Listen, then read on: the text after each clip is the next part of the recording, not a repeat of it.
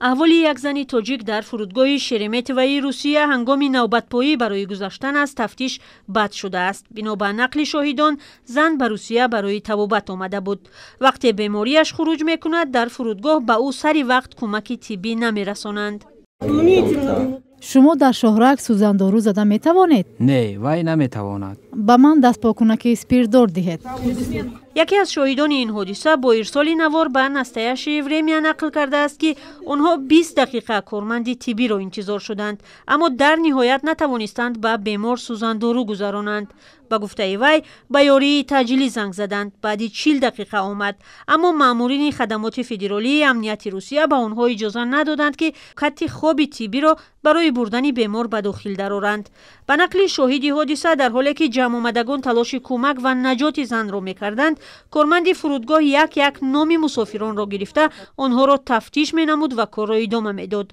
مسافران میگویند از نمایندگان فرودگاه خواستند زنان و کودکان را به تالار انتظاری درآورند، اما به آنها پاسخی رد داده گفتند شما را پس از شهروندان اوکراین تفتیش میکنیم.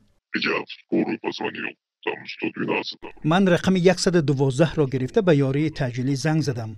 آنها گفتند که ما درخواست را از منطقه ترانزیتی قبول کرده نمی توانیم. بگذار کارمندان طبی درخواست را پر کنند. بعد 3 کوشش آنها این کار را کردند. با آنها اجازه ندادند با دستگاهشون درآیند. بالاخره زن را به عربچه عادی معیوبی شناندند و کمتر به خود آمد. به فکرم زنده ماند. او را با دخترش به بیمارخانه بردند.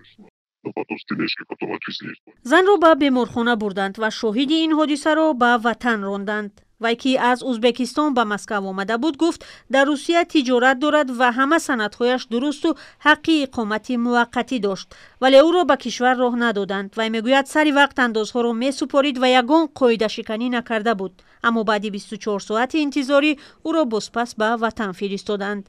به سفارت ازبکستان در مسکو زنگ زد و به او گفتند باید رسما به سفارت روسیه در ازبکستان مراجعت کند. چند ماه باز مهاجران از تاجیکستان و ازبکستان برای وارد شدن به روسیه ساعتها در فرودگاه تفتیش و بازپرسی می شوند. چندین مهاجر تاجیک با ارسال نوار از شرایط و مناسبت ناخوب در فرودگاه شکایت کرده بودند.